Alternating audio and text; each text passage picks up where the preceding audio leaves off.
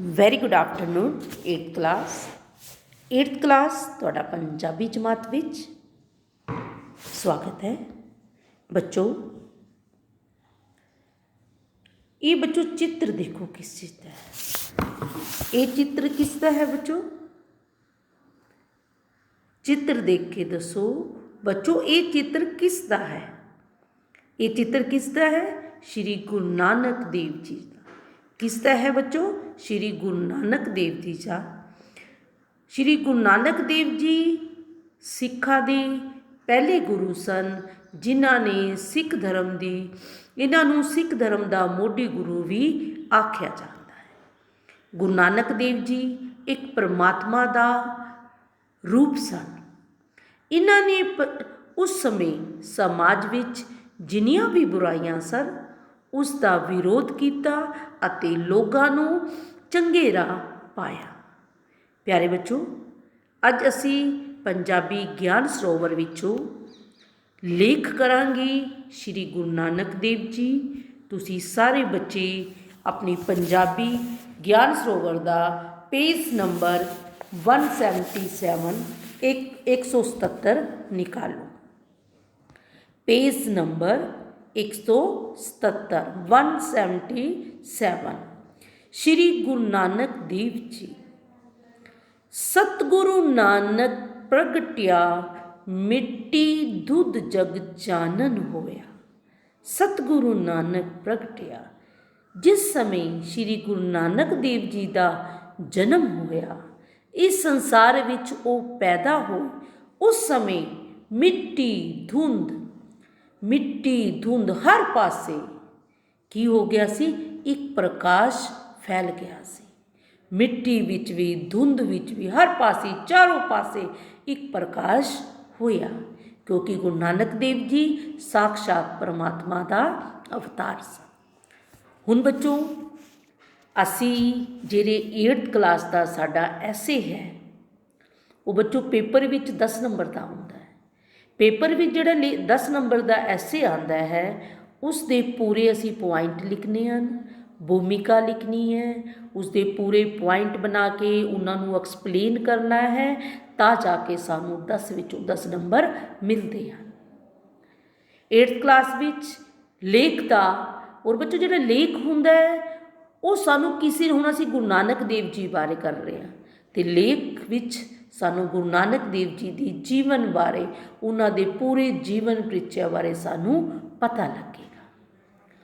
तो सब तो पहले है बच्चों भूमिका। कोई भी असी लेख लिखिए सब तो पहला से भूमिका लिखनी है। भारत देश की धरती ऋषियां मुनियां पीरा फकीरा संता महात्मा अते अवतारा की धरती है। इत्थे 33 करोड़ देवी देवता निवास करते हैं। इसे कारण ही था इत्थे अनेका धर्मां के लोग अपने अपने रब नूं मनते हैं। सिख धर्म के मोढी साहिब श्री गुरु नानक देव जी नूं मन्निया जाता है। आप जी का पंजाब के इतिहास धार्मिक और समाजिक खेत्र विच विशेष स्थान है। जो जिस समय आपने जन्म लिया उस समय चारों पासे जुलम का राज सी ते लोग बड़े दुखी सन। इस समय गुरु नानक साहिब ने समुची लुकाई पूरे संसार नूं सीधे राह पाया अते जुलम करन वालियां नूं सबक सिखाया। भारत देश बच्चों ऋषि मुनियां फकीरां दी महात्मावां दी संतां दी अवतारा दी धरती है। इत्थे सारे की आखदे हन 33 करोड़ देवी देवता निवास करते हैं। इसे कारण इत्थे अनेक धर्मां दे लोग हैं।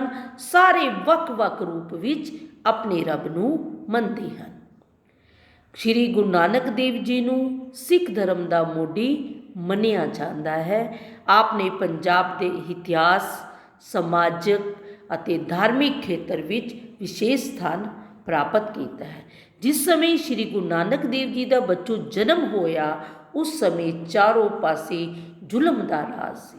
लोग त्राता कर रहे सन ते गुरु नानक देव जी ने पूरे संसार नूं सीधे राह पाया ते जुलम करन वालियां नूं सबक सिखाया। ਇਹ ਸੀ ਬੱਚੋ ਭੂਮਿਕਾ। ਅੱਗੇ ਹੈ ਬੱਚੋ ਜਨਮ ਅਤੇ ਪਰਿਵਾਰ। ਜਨਮ ਅਤੇ ਪਰਿਵਾਰ।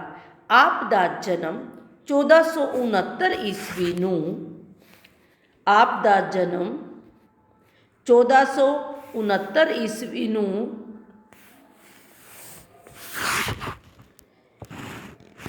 ਆਪ ਦਾ ਜਨਮ 1469 ਈਸਵੀ ਨੂੰ ਰਾਏ ਭੋਏ ਦੀ ਤਲਵੰਡੀ, ਜੋ ਕਿ ਹੁਣ ਪਾਕਿਸਤਾਨ ਵਿੱਚ ਹੈ, ਹੋਇਆ।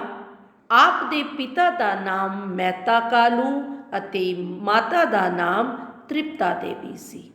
ਆਪ ਦੀ ਇੱਕ ਵੱਡੀ ਭੈਣ ਬੇਬੇ ਨਾਨਕੀ ਸੀ, ਜੋ ਆਪ ਨੂੰ ਬਹੁਤ ਪਿਆਰ ਕਰਦੀ ਸੀ। ਆਪ ਦਾ ਅਵਤਾਰ ਉਸ ਸਮੇਂ ਹੋਇਆ ਜਦੋਂ ਪੂਰੇ ਸੰਸਾਰ ਵਿੱਚ ਲੋਕ ਜਾਤ ਪਾਤ, ਛੂਆ-ਛਾਤ ਅਤੇ ਵਹਿਮ ਭਰਮਾਂ ਵਿੱਚ ਫਸੇ ਹੋਏ ਸਨ। ਆਪ ਨੇ ਕੁਰਾਏ ਹੋਏ ਲੋਕਾਂ ਨੂੰ ਸੱਚ ਦਾ ਪਾਠ ਪੜ੍ਹਾਇਆ। ਜਨਮ ਅਤੇ ਪਰਿਵਾਰ। ਗੁਰੂ ਨਾਨਕ ਦੇਵ ਜੀ ਦਾ ਜਨਮ ਬੱਚੋ ਕਿੱਥੇ ਹੋਇਆ? 1469 ਈਸਵੀ ਨੂੰ ਰਾਏ ਭੋਏ ਦੀ ਤਲਵੰਡੀ ਨਨਕਾਣਾ ਸਾਹਿਬ ਵਿੱਚ ਹੋਇਆ, ਜਿਹੜਾ ਕਿ ਬੱਚੋ ਅੱਜ ਕਿੱਥੇ ਹੈ? ਪਾਕਿਸਤਾਨ ਵਿੱਚ ਹੈ। ਇਹਨਾਂ ਦੇ ਪਿਤਾ ਦਾ ਨਾਮ ਮਹਿਤਾ ਕਾਲੂ, ਮਾਤਾ ਦਾ ਨਾਮ ਤ੍ਰਿਪਤਾ ਦੇਵੀ, ਤੇ ਆਪ ਦੀ ਇੱਕ ਵੱਡੀ ਭੈਣ ਸੀ ਬੇਬੇ ਨਾਨਕੀ, ਜਿਹੜੀ ਕਿ ਆਪ ਨੂੰ ਬਹੁਤ ਪਿਆਰ ਕਰਦੀ ਸੀ। ਜਿਸ ਸਮੇਂ ਗੁਰੂ ਨਾਨਕ ਦੇਵ ਜੀ ਦਾ ਜਨਮ ਹੋਇਆ ਸੀ ਬੱਚੋ, ਉਸ ਸਮੇਂ ਲੋਕ ਜਾਤ ਪਾਤ, ਛੂਤ-ਛਾਤ, ਵਹਿਮ ਭਰਮਾਂ ਵਿੱਚ ਫਸੇ ਹੋਏ ਸਨ ਤੇ ਆਪ ਨੇ ਲੋਕਾਂ ਨੂੰ ਸੱਚ ਦਾ ਪਾਠ ਪੜ੍ਹਾਇਆ। ਉਸ ਤੋਂ ਬਾਅਦ ਹੈ ਬੱਚੋ ਵਿਦਿਆ ਪ੍ਰਾਪਤ। ਗੁਰੂ ਨਾਨਕ ਦੇਵ ਜੀ ਨੂੰ ਜਦੋਂ ਗੁਰੂ ਨਾਨਕ ਦੇਵ ਜੀ ਥੋੜ੍ਹਾ ਵੱਡੇ ਹੋਏ ਤੇ ਗੁਰੂ ਨਾਨਕ ਦੇਵ ਜੀ ਨੂੰ 5 ਸਾਲ ਦੀ ਉਮਰ ਵਿੱਚ ਪਾਂਦੇ ਕੋਲ ਪੜ੍ਹਨੇ ਵਾਸਤੇ ਪਾਇਆ ਗਿਆ। ਆਪ ਤਾਂ ਹਮੇਸ਼ਾ ਪ੍ਰਭੂ ਭਗਤੀ ਵਿੱਚ ਲੀਨ ਰਹਿੰਦੇ ਸਨ ਤੇ ਗਿਆਨ ਦੇ ਨਾਲ ਪਹਿਲਾਂ ਹੀ ਭਰਪੂਰ ਸਨ। ਇਸ ਲਈ ਆਪ ਨੂੰ ਅੱਗੇ ਪਾਂਦੇ ਨੂੰ ਹੀ ਇਹਨੇ ਵਚਿੱਤਰ ਪ੍ਰਸ਼ਨ ਪੁੱਛੇ ਕਿ ਉਹ ਹੈਰਾਨ ਰਹਿ ਗਿਆ। ਉਹ ਸੋਚ ਰਿਹਾ ਸੀ ਕਿ ਇੰਨੀ ਛੋਟੀ ਉਮਰ ਦਾ ਬੱਚਾ ਇੰਨੇ ਕਿੰਨੇ ਵੱਡੇ ਸਵਾਲ ਕਰ ਰਿਹਾ ਹੈ, ਉਹ ਵੀ ਉਹਨਾਂ ਦੇ ਉੱਤਰ ਨਹੀਂ ਦੇ ਸਕਿਆ। ਆਪ ਤਾਂ ਪਾਂਦੇ ਨੂੰ ਵੀ ਪੜ੍ਹਾ ਕੇ ਆ ਗਏ। ਵਿਦਿਆ ਪ੍ਰਾਪਤੀ। ਉਸ ਸਮੇਂ ਕੀ ਸੀ ਬੱਚੋ? ਲੋਕ ਕੋਈ ਸਕੂਲ ਨਹੀਂ ਹੁੰਦੇ ਸੀ। ਕਿਤੇ ਇੱਕ ਛੋਟੀ ਜਿਹੀ ਜਗ੍ਹਾ 'ਤੇ ਲੋਕ ਪੜ੍ਹਨ ਲਈ ਪਾਂਦੇ ਕੋਲ ਪੜ੍ਹਨ ਲਈ ਜਾਂਦੇ ਸਨ। ਗੁਰੂ ਨਾਨਕ ਦੇਵ ਜੀ ਜਦੋਂ 5 ਸਾਲ ਦੀ ਉਮਰ ਵਿੱਚ ਹੋਏ ਤੇ ਆਪ ਪੜ੍ਹਨ ਲਈ ਪਾਂਦੇ ਕੋਲ ਗਏ ਤੇ ਆਪ ਹਮੇਸ਼ਾ ਪ੍ਰਭੂ ਭਗਤੀ ਵਿੱਚ ਲੀਨ ਰਹਿੰਦੇ ਸਨ ਤੇ ਆਪ ਨੇ ਪਾਂਦੇ ਜੀ ਕੋਲ ਇਹੋ ਜਿਹੇ ਪ੍ਰਸ਼ਨ ਪੁੱਛੇ ਕਿ ਜਿਹੜਾ ਪਾਂਦਾ ਸੀ ਉਹ ਵੀ ਹੈਰਾਨ ਰਹਿ ਗਿਆ। ਉਹ ਸੋਚਣ ਲੱਗਾ ਕਿ ਗੁਰੂ ਨਾਨਕ ਦੇਵ ਜੀ ਇੰਨੀ ਛੋਟੀ ਦੀ ਉਮਰ ਵਿੱਚ ਇੰਨੇ ਵੱਡੇ ਵੱਡੇ ਸਵਾਲ ਕਿਵੇਂ ਪੁੱਛ ਰਹੇ ਹਨ? ਇਹ ਤਾਂ ਕੋਈ ਮਹਾਨ ਸ਼ਖਸੀਅਤ ਹੈ ਤੇ ਆਪ ਤਾਂ ਪਾਂਦੇ ਨੂੰ ਵੀ ਪੜ੍ਹਾ ਕੇ ਆ ਗਏ।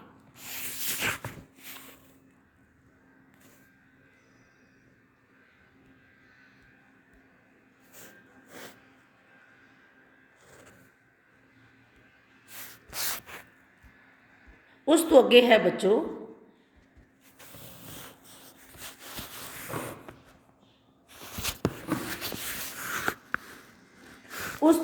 ਅੱਗੇ ਬੱਚੋ ਸੱਚਾ ਸੌਦਾ ਕਰਨਾ।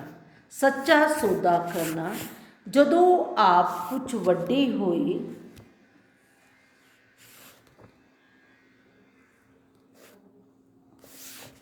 ਸੱਚਾ ਸੌਦਾ ਕਰਨਾ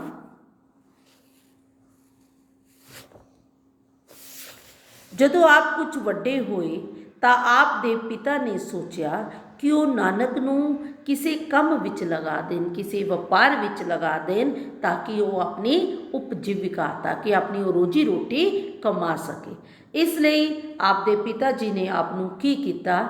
20 ਰੁਪਏ ਦਿੱਤੇ ਤੇ ਵਪਾਰ ਕਰਨ ਲਈ ਦਿੱਤੇ। ਉਸ ਸਮੇਂ ਬੱਚੋ 20 ਰੁਪਏ ਬੜੀ ਵੱਡੀ ਰਕਮ ਹੁੰਦੀ ਸੀ ਤੇ ਸੱਚਾ ਸੌਦਾ ਕਰਨ ਲਈ ਭੇਜ ਦਿੱਤਾ। ਗੁਰੂ ਨਾਨਕ ਦੇਵ ਜੀ ਜਦੋਂ 20 ਰੁਪਏ ਲੈ ਕੇ ਜਾ ਰਹੇ ਸਨ ਤੇ ਰਸਤੇ ਵਿੱਚ ਉਹਨਾਂ ਨੂੰ ਭੁੱਖੇ ਸਾਧੂ ਮਿਲ ਗਏ ਤੇ ਗੁਰੂ ਨਾਨਕ ਦੇਵ ਜੀ ਨੇ ਉਹਨਾਂ 20 ਰੁਪਏ ਦਾ ਭੁੱਖੇ ਸਾਧੂਆਂ ਨੂੰ ਭੋਜਨ ਕਰਾ ਦਿੱਤਾ ਤੇ ਖਾਲੀ ਹੱਥ ਵਾਪਸ ਆ ਗਏ। ਜਦੋਂ ਪਿਤਾ ਨੇ ਪੁੱਛਿਆ ਕਿ ਕੀ ਕਮਾ ਕੇ ਆਇਆ ਤਾਂ ਉਸਨੇ ਗੁਰੂ ਨਾਨਕ ਦੇਵ ਜੀ ਨੇ ਕੀ ਉੱਤਰ ਦਿੱਤਾ ਕਿ ਭੁੱਖੇ ਸਾਧੂਆਂ ਨੂੰ ਭੋਜਨ ਕਰਾਉਣ ਤੋਂ ਜ਼ਿਆਦਾ ਹੋਰ ਕਿਹੜਾ ਵੱਡਾ ਕੰਮ ਹੋ ਸਕਦਾ ਹੈ। ਤੇ ਇਸ ਪ੍ਰਕਾਰ ਗੁਰੂ ਨਾਨਕ ਦੇਵ ਜੀ ਨੇ ਇਸ ਪ੍ਰਕਾਰ ਉਹਨਾਂ ਨੇ ਇੱਕ ਸੱਚਾ ਸੌਦਾ ਕੀਤਾ। ਉਸ ਤੋਂ ਬਾਅਦ ਹੈ ਬੱਚੋ ਵਿਆਹ ਅਤੇ ਪਰਿਵਾਰਿਕ ਸੰਬੰਧ।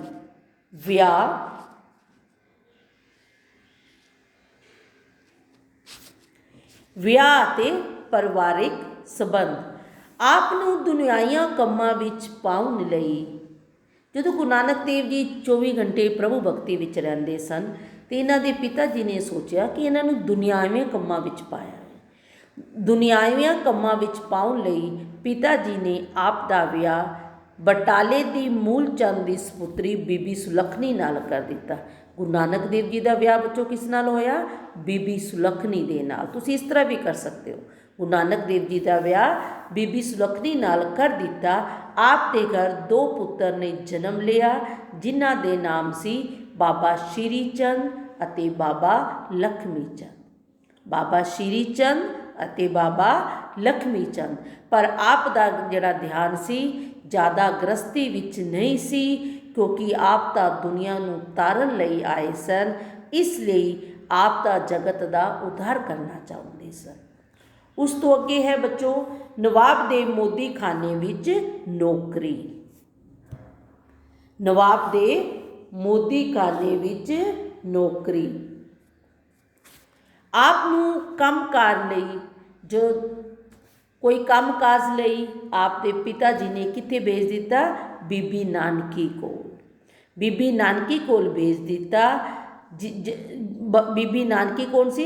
ਗੁਰੂ ਨਾਨਕ ਦੇਵ ਦੀ ਭੈਣ ਸੀ। ਉਸ ਦੇ ਕੋਲ ਭੇਜ ਦਿੱਤਾ ਤੇ ਉੱਥੇ ਸੁਲਤਾਨਪੁਰ ਲੋਧੀ ਭੇਜ ਦਿੱਤਾ ਗਿਆ।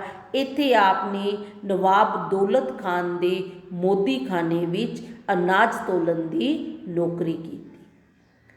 ਇੱਥੇ ਇਹਨਾਂ ਨੇ ਕੀ ਕੀਤਾ? ਦੌਲਤ ਖਾਨ ਦੇ ਮੋਦੀ ਖਾਨੇ ਵਿੱਚ ਅਨਾਜ ਤੋਲਣ ਦੀ ਨੌਕਰੀ ਕੀਤੀ। ਆਪ ਸਭ ਨੂੰ ਦਿਲ ਖੋਲ੍ਹ ਕੇ ਅਨਾਜ ਦਿੰਦੇ ਸਨ ਅਤੇ ਲੋੜਵੰਦ ਕੀ ਹੁੰਦਾ? ਜ਼ਰੂਰਤਮੰਦ ਅਤੇ ਜ਼ਰੂਰਤਮੰਦ ਲੋਕਾਂ ਦੀ ਮਦਦ ਕਰਦੇ ਸਨ। ਤੇ ਪਰ ਮਦਦ ਲਈ ਆਪਣੀ ਕਮਾਈ ਦਾ ਬਹੁਤ ਹਿੱਸਾ ਦਾਨ ਕਰ ਦਿੰਦੇ। ਆਪ ਦੀ ਸ਼ਿਕਾਇਤ ਨਵਾਬ ਕੋਲ ਕੀਤੀ ਗਈ, ਪਰ ਜਦੋਂ ਨਵਾਬ ਦਾ ਹਿਸਾਬ ਕੀਤਾ ਗਿਆ ਤਾਂ ਅੱਗੇ ਨਾਲੋਂ ਵੀ ਵੱਧ ਅਨਾਜ ਨਿਕਲਿਆ ਤੇ ਆਪ ਦਾ ਜਿਹੜਾ ਮਨ ਸੀ ਉਹ ਕੰਮਕਾਜ ਵਿੱਚ ਨਹੀਂ ਲੱਗ ਰਿਹਾ ਸੀ। ਇਸ ਲਈ ਆਪ ਕਿੱਥੇ ਨਿਕਲ ਗਏ? ਯਾਤਰਾਵਾਂ ਕਰਨ ਲਈ। ਗੁਰੂ ਨਾਨਕ ਦੇਵ ਜੀ ਕਿੱਥੇ ਚਲੇ ਗਏ ਬੱਚੋ? ਯਾਤਰਾਵਾਂ ਕਰਨ ਲਈ ਚਲੇ ਗਏ।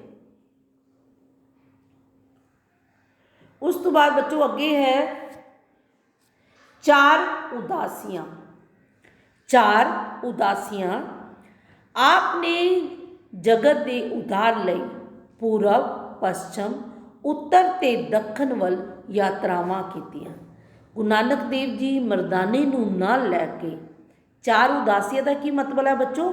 4 ਯਾਤਰਾਵਾਂ। 4 ਉਦਾਸੀਆਂ ਦਾ ਕੀ ਮਤਲਬ ਹੈ ਬੱਚੋ? 4 ਯਾਤਰਾਵਾਂ। ਗੁਰੂ ਨਾਨਕ ਦੇਵ ਜੀ ਮਰਦਾਨੇ ਨੂੰ ਨਾਲ ਲੈ ਕੇ ਪੂਰਬ, ਪੱਛਮ, ਉੱਤਰ ਤੇ ਦੱਖਣ ਵੱਲ ਯਾਤਰਾਵਾਂ ਲਈ ਚੱਲ ਪਏ। ਇਹ ਯਾਤਰਾਵਾਂ 4 ਉਦਾਸੀਆਂ ਦੇ ਨਾਂ ਨਾਲ ਜਾਣੀਆਂ ਜਾਂਦੀਆਂ ਹਨ। ਇਨ੍ਹਾਂ ਯਾਤਰਾਵਾਂ ਦੇ ਨਾਲ ਆਪ ਨੇ ਵੱਲੀ ਗੰਧਾਰੀ, ਕੋਂਡੇ ਰਾਖਸ਼ਸ ਅਤੇ ਅਨੇਕਾਂ ਹੋਰ ਪਖੰਡੀਆਂ ਦਾ ਕਲਿਆਣ ਕੀਤਾ ਤੇ ਉਹਨਾਂ ਦੀ ਆਕੜ ਦੂਰ ਕੀਤੀ। ਉਸ ਤੋਂ ਬਾਅਦ ਹੈ ਬੱਚੋ ਮਹਾਨ ਕਵੀ। ਗੁਰੂ ਨਾਨਕ ਦੇਵ ਜੀ ਇੱਕ ਮਹਾਨ ਕਵੀ ਵੀ ਸਨ। ਉਹਨਾਂ ਦੀ ਬਹੁਤ ਸਾਰੀ ਬਾਣੀ ਸ੍ਰੀ ਗੁਰੂ ਗ੍ਰੰਥ ਸਾਹਿਬ ਵਿੱਚ ਦਰਜ ਹੈ। ਉਹਨਾਂ ਦੀ ਕਿਹੜੀ ਬਾਣੀ ਹੈ? ਜਪਜੀ ਸਾਹਿਬ, 12 ਮਾਹ, ਸਿੱਧ ਗੋਸ, ਆਸਾ ਦੀ ਵਾਰ ਆਦਿ ਆਪ ਦੀਆਂ ਪ੍ਰਸਿੱਧ ਰਚਨਾਵਾਂ ਹਨ। ਆਪ ਦੀ ਬਾਣੀ ਦੀਆਂ ਅਨੇਕ ਤੁਕਾਂ ਅਖਾਣਾਂ ਦੇ ਰੂਪ ਵਿੱਚ ਧਾਰਨ ਕਰ ਗਈਆਂ ਹਨ। ਮਹਾਨ ਕਵੀ ਗੁਰੂ ਨਾਨਕ ਦੇਵ ਜੀ ਇੱਕ ਮਹਾਨ ਕਵੀ ਵੀ ਹਨ। ਉਹਨਾਂ ਦੀ ਬਹੁਤ ਸਾਰੀ ਬਾਣੀ ਗੁਰੂ ਗ੍ਰੰਥ ਸਾਹਿਬ ਵਿੱਚ ਦਰਜ ਹੈ, ਜਿਵੇਂ ਜਪਜੀ ਸਾਹਿਬ, 12 ਮਾਹ, ਸਿੱਧ ਗੋਸ਼ਟ, ਆਸਾ ਦੀ ਵਾਰ ਆਦਿ ਆਪ ਦੀਆਂ ਪ੍ਰਸਿੱਧ ਰਚਨਾਵਾਂ ਹਨ। ਜਿਵੇਂ ਉਹਨਾਂ ਦੇ ਕਈ ਅਖਾਣ ਹਨ, ਮਨ ਜੀਤੇ ਜਗ ਜੀਤ, ਜਿਸ ਨੇ ਆਪਣੇ ਮਨ ਨੂੰ ਜੀਤ ਲਿਆ ਉਹਨੇ ਸੰਸਾਰ ਨੂੰ ਜਿੱਤ ਲਿਆ। ਅੱਗੇ ਹੈ, ਨਾਨਕ ਦੁਖੀਆ ਸਭ ਸੰਸਾਰ, ਨਾਨਕ ਦੁਖੀਆ ਕਿ ਇਹ ਸਾਰਾ ਸੰਸਾਰ ਦੁੱਖਾਂ ਦਾ ਘਰ ਹੈ। ਮਿੱਠਤ ਨੀਵੀ ਨਾਨਕਾ ਗੁਣ ਚੰਗਿਆਈਆਂ ਤਤ, ਮਿੱਠਤ ਜਿਹੜਾ ਮਿੱਠਾ ਬੋਲਦਾ ਹੈ, ਨੀਵਾਂ ਹੋ ਕੇ ਚੱਲਦਾ ਹੈ, ਉਸ ਨੂੰ ਪਰਮਾਤਮਾ ਵੀ ਬਖਸ਼ਿਸ਼ ਕਰਦਾ ਹੈ। ਇਹ ਸਨ ਕੀ ਹਨ ਬੱਚੋ, ਇੱਕ ਦੋ ਤੁਕਾਂ ਹਨ, ਤੁਸੀਂ ਇੱਕ ਦੋ ਤੁਕ ਇਹਨਾਂ ਵਿੱਚੋਂ ਯਾਦ ਕਰ ਸਕਦੇ ਹੋ ਜਿਹੜੀ ਤੁਹਾਨੂੰ ਸੌਖੀਆਂ ਲੱਗੇ। ਉਸ ਤੋਂ ਬਾਅਦ ਹੈ ਬੱਚੋ ਔਰਤਾਂ ਦਾ ਆਦਰ ਕਰਨ ਦੀ ਪ੍ਰੇਰਨਾ। ਔਰਤਾਂ